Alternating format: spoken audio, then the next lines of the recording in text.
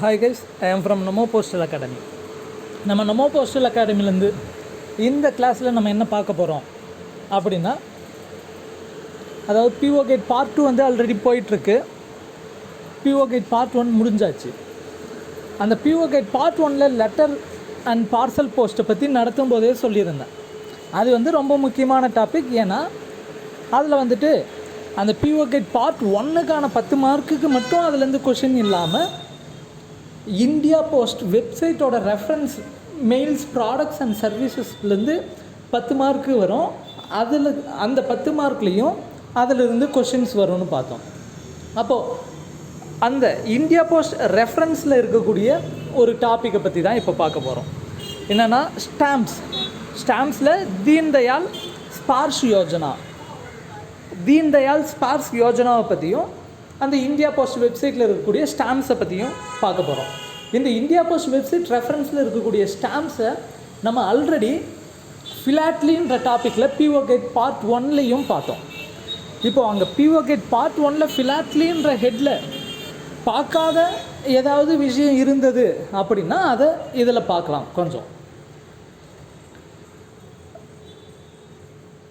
First one வந்து தீன் தயாள் ஸ்பார்ஷ் யோஜனா, அதை பற்றி பார்ப்போம். தீன் தயாள் ஸ்பார்ஷ் யோஜனான்றது என்ன அப்படின்னா, 2017 இந்த தீன் தயாள் ஸ்பார்ஷ் யோஜனான்ற ஒரு திட்டத்தை வந்து அறிமுகப்படுத்தினாங்க. அது எதுக்காகன்னா, ஸ்கூல் ஸ்டூடெண்ட்ஸ் மத்தியில் இந்த ஃபிலாட்லி கலெக்ஷன் ஆஃப் ஸ்டாம்ப்ஸை பற்றின ஒரு விழிப்புணர்வை ஏற்படுத்தணுன்றதுக்காக ஸ்கூல் ஸ்டூடெண்ட்ஸ்க்காக அந்த ஃபிலாட்லி கிளப்பில் இருக்கக்கூடிய ஸ்டூடெண்ட்ஸ் நல்லா படிக்கிறாங்க அப்படின்னா அவங்களுக்குன்னு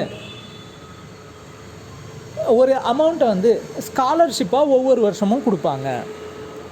அதை பற்றி இப்போ பார்ப்போம். ஸ்பார்ஷ் அதுக்கான அப்ரிவேஷன் பாருங்கள். Scholarship for promotion of aptitude and research in stamps as a hobby.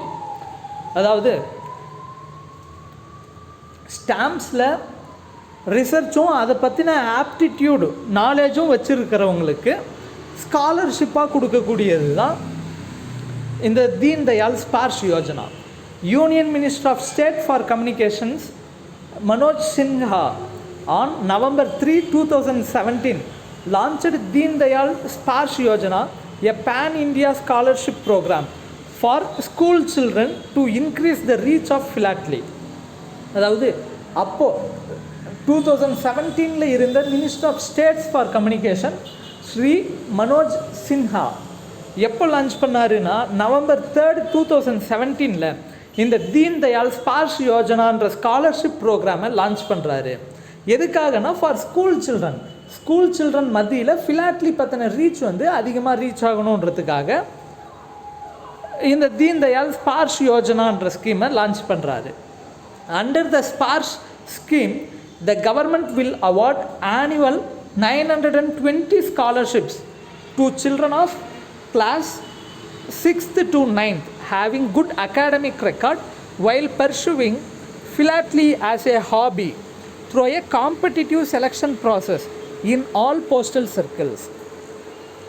இந்த தீன் தயாள் ஸ்பார்ஷ் யோஜனா கீழே கவர்மெண்ட் வந்து 920 ஸ்காலர்ஷிப்ஸ் வந்து கொடுக்குது. யாருக்கு கொடுக்குதுன்னா சில்ட்ரன்ஸ். அந்த சில்ட்ரன் வந்து 6வதுலேருந்து 6th ஸ்டாண்டர்ட்லேருந்து 9th ஸ்டாண்டர்ட் வரை படிக்கக்கூடிய சில்ட்ரன்ஸ்க்கு 920 மெம்பர்ஸ்க்கு ஸ்காலர்ஷிப் கொடுக்குது. அவங்க ஃபிலாட்லியை ஒரு ஹாபியாகவும் வச்சுருக்கணும். அப்படி வச்சுருக்கவங்களுக்கு அகாடமிக் ரெக்கார்டும் நல்லா இருக்கணும். அது இல்லாமல் அவங்கள செலக்ட் பண்ணுறதுக்காக ஒரு காம்படிஷனும் வைப்பாங்க. அந்த காம்படிஷனில் நல்ல ரெக்கார்ட் எடுத்து அகாடமிக் ரெக்கார்டும் நல்லா வச்சுருந்து ஃபிலாட்லி அவங்க ஒரு ஹாபியாக வச்சுருந்தாங்க அப்படின்னா அவங்களுக்கு அந்த ஸ்காலர்ஷிப் கொடுப்பாங்க. Every postal circle will select a maximum of 40 scholarships representing 10 students each from class 6, 7, 8 and 9. ஒவ்வொரு போஸ்டல் சர்க்கிள்லையும் நம்மளில் மொத்தம் 23 போஸ்டல் சர்க்கிள்ஸ் இருக்குதுன்னு பார்த்தோம். அப்படி பார்க்கும்போது டோட்டலாக கண்ட்ரி ஃபுல்லாக 920 ஸ்காலர்ஷிப்ஸை செலக்ட் பண்ணுறாங்க. அப்போது ஒவ்வொரு சர்க்கிள்க்கும் 40 ஸ்காலர்ஷிப்பாக பிரிக்கிறாங்க. அந்த 40 எப்படின்னா கிளாஸ் 6லேருந்து 9th வரை ஒவ்வொரு கிளாஸ்லேயும் 10 பேருன்னு அந்த சர்க்கிள் ஃபுல்லாக செலக்ட் பண்ணுறாங்க. அப்போது 6th 10 பேர், 7th 10 பேர், 8th 10 பேர், 9th 10 பேர்னு ஒவ்வொரு சர்க்கிள்லேருந்தும் 40 பேரை செலக்ட் பண்ணுறாங்க. The amount of the scholarship will be ₹6,000 per annum at the rate of ₹500 per month. அந்த செலக்ட் பண்ணுற ஸ்டூடெண்ட்ஸ்க்கு கொடுக்கக்கூடிய ஸ்காலர்ஷிப் அமௌண்ட் எவ்வளோன்னு பார்த்தீங்கன்னா பெர் மந்த்துக்கு 500ன்னு கால்குலேட் பண்ணி 1 இயருக்கு 6,000 கொடுக்குறாங்க. அந்த ஸ்காலர்ஷிப் வந்து அவங்களுக்கு குவார்ட்டர்லி ஒவ்வொரு குவார்ட்டருக்கும் 1,500 டிஸ்பர்ஸ் ஆகும். In order to avail this scholarship a child must be a student of a recognised school within in India and the concerned school should have a philately club and the candidate should be a member of the club. இந்த ஸ்காலர்ஷிப்பை அவங்க win பண்ணணும் அப்படின்னா அந்த children வந்து first அந்த child வந்துட்டு ஒரு recognised school, அங்கீகரிக்கப்பட்ட ஒரு ஸ்கூலில் ஸ்டூடெண்ட்டாக இருக்கணும். அது இல்லாமல் அந்த ஸ்கூலில் ஃபிலாட்லி கிளப்னு ஒன்று இருக்கணும். ஃபிலாட்லி கிளப்னால் அந்த ஸ்டூடெண்ட்ஸ் எல்லாத்தையும் சேர்த்து ஆர்கனைஸ் பண்ணி நடத்தக்கூடியது தான் ஃபிலாட்லி கிளப். அந்த ஃபிலாட்லி கிளப்பில் அந்த ஸ்டூடெண்ட் மெம்பராக இருக்கணும். In case if the school philately club has not been established, a student having his own philately deposit account will also be considered for the scholarship. ஒருவேளை அங்கே ஸ்கூலில் philately club இல்லை அப்படின்னா அந்த அப்ளை பண்ணுற ஸ்டூடெண்ட்டு அவர் தனியாக philately deposit account வச்சுருக்கணும். Every potential school will be assigned a philately mentor to be chosen from amongst the renowned philatelist. அதுக்காக இந்த ஸ்கீமுக்காக ஃபிலாட்லி கிளப்பை வந்து எஸ்டாப்ளிஷ் பண்ணுறதுக்காக ஒரு ஃபிலாட்லி மென்டர் ஒருத்தரை ஒவ்வொரு ஸ்கூலுக்கும் சூஸ் பண்ணிக்கலாம். அந்த ஃபிலாட்லி மென்டர் யாராக இருக்கலாம்னா நல்ல ரெனவுண்டு ஃபிலாட்லிஸ்ட், நல்ல தெரியப்பட்ட ஒரு ஃபிலாட்லிஸ்ட் வந்து ஒவ்வொரு ஸ்கூலுக்கும் ஃபிலாட்லிக் மென்டராக அப்பாயிண்ட் பண்ணுவாங்க. ஃபிலாட்லி mentor will help in formation of school level philately club. அந்த philately மென்டரோட பங்கு அங்கே என்னன்னு பார்த்தோம்னா அந்த philately மென்டர் அந்த ஸ்கூலில் philately கிளப் எஸ்டாப்ளிஷ் பண்ணுறதுக்கு ஹெல்ப் பண்ணுவார். Providing guidance to youth and offspring philatelists on how to pursue the hobby. அந்த philatelistiல் philatelyயை ஹாபியாக எடுத்திருக்க மற்ற யங்ஸ்டர்ஸ்க்கு அவர் எப்படி அந்த ஹாபியை வந்து வளர்த்துக்கணும், அது மூலமாக என்னென்ன செய்யலான்றதை கைட் பண்ணுவார். தீன் தயாள் ஸ்பார்ஷ் யோஜனா அவ்வளோதான். அடுத்ததாக காம்மெமரேட்டிவ் ஸ்டாம்ப்ஸ். இப்போ ஸ்டாம்ப்ஸ் சைடில் போவோம். ஸ்டாம்பில் காம்மெமரேட்டிவ் ஸ்டாம்ப்னா என்ன? Commemorative stamps are issued as the name suggests, commemorating important events, prominent personalities in various fields, aspects of nature, beautiful or rare flora and fauna, environmental issues, agricultural activities, national or international issues, games, etc. அதாவது காம்மெமரேட்டிங்னா ஒருத்தரை நினைவு வச்சுக்கிறதுக்காக அந்த டைமில் establish பண்ணக்கூடிய stamps தான், issue பண்ணக்கூடிய stamps தான் காம்மெமரேட்டிவ் stamps.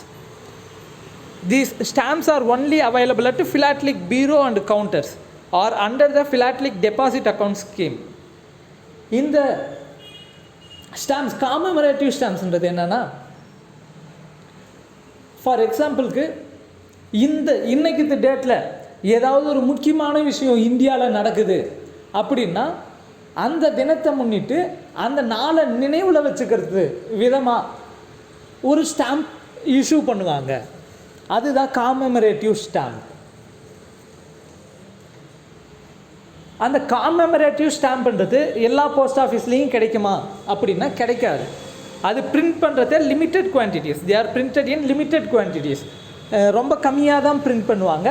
அந்த டைமில் ஒன்ஸ் மட்டும் தான் பிரிண்ட் பண்ணுவாங்க. திரும்ப திரும்ப பிரிண்ட் பண்ணிக்கிட்டே இருக்க மாட்டாங்க. அந்த ஸ்டாம்ப்ஸ் எங்கெங்கே இருக்குன்னா ஃபிலாட்லிக் பீரோ அண்ட் ஃபிலாட்லிக் கவுண்டர்ஸ்.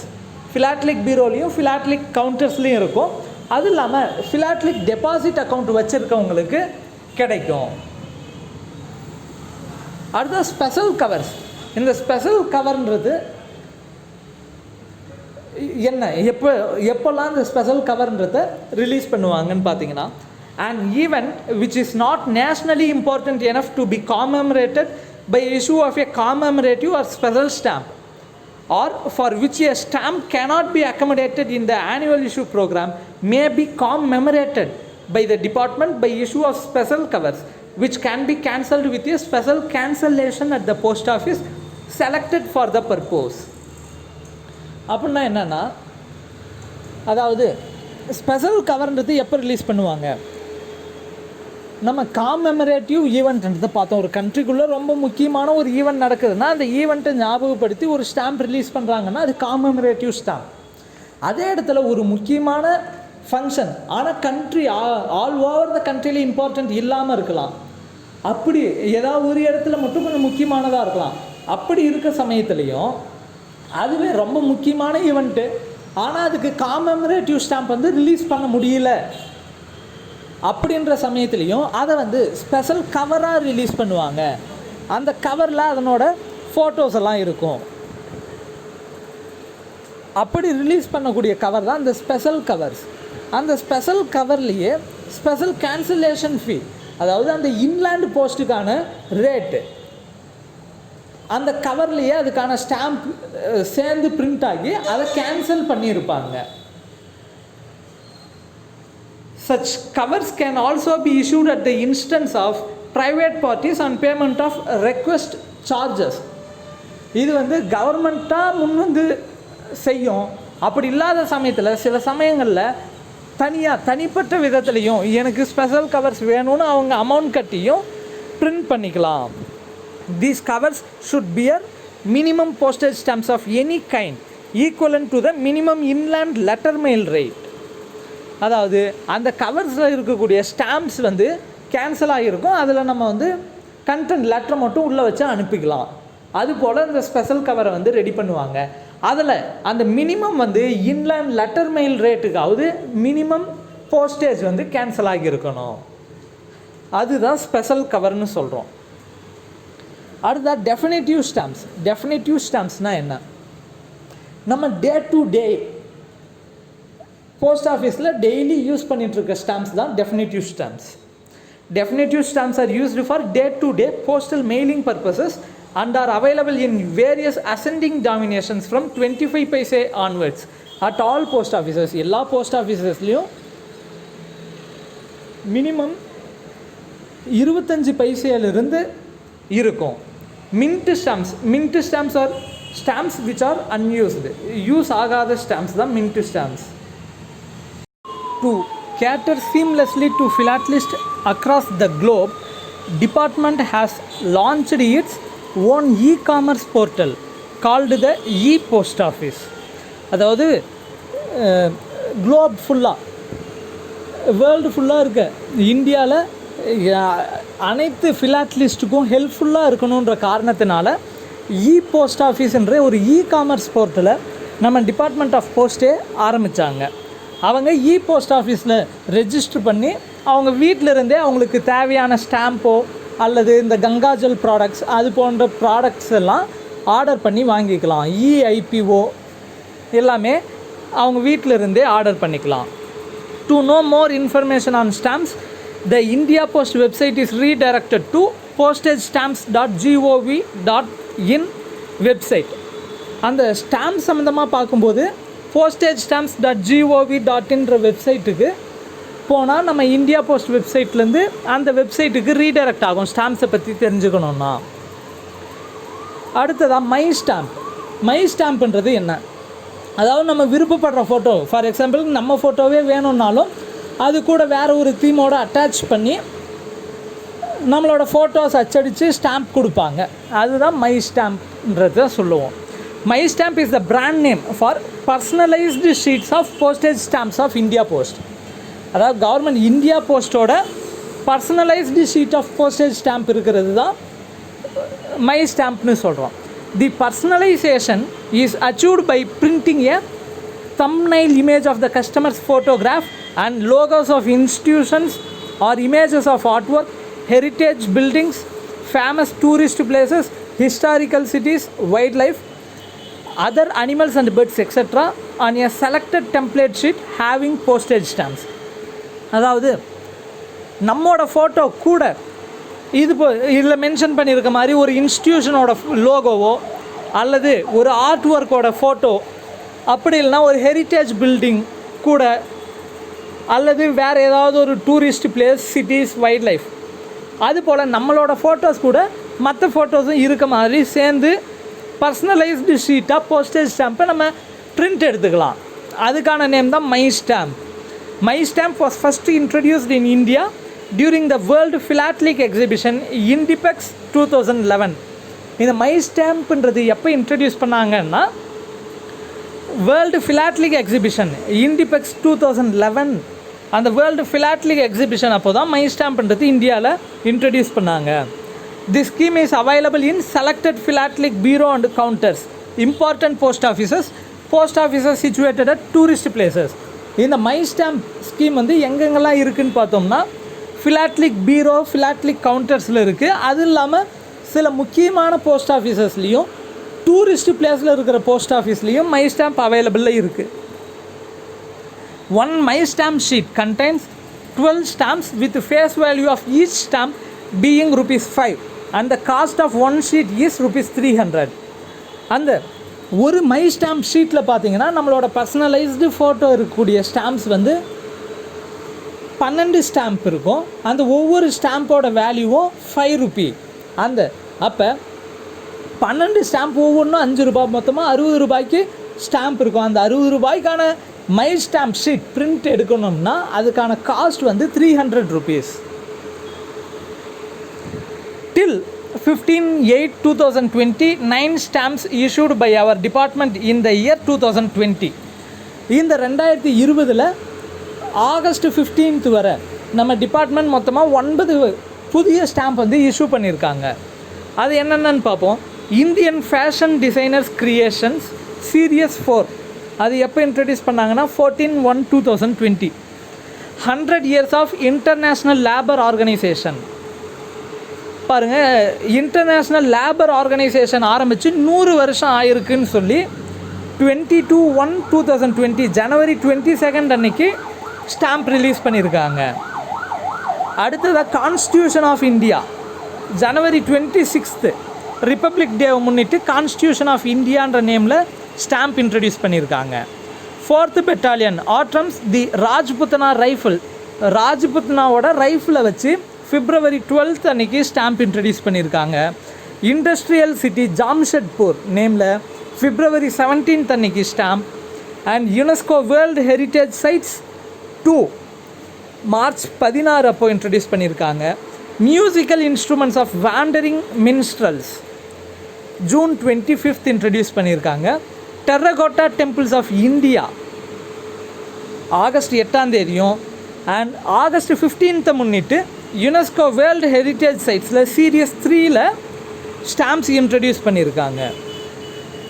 இப்போ நம்ம இந்த இந்தியா போஸ்ட் வெப்சைட்டில் ஸ்டாம்ப்ஸ் சம்மந்தமாக படிக்க வேண்டிய மெட்டீரியல்ஸ் இவ்வளோ தான் சார். அடுத்த கிளாஸில் இன்னொரு டாப்பிக்கில் சந்திப்போம். தேங்க்யூ, பாய்.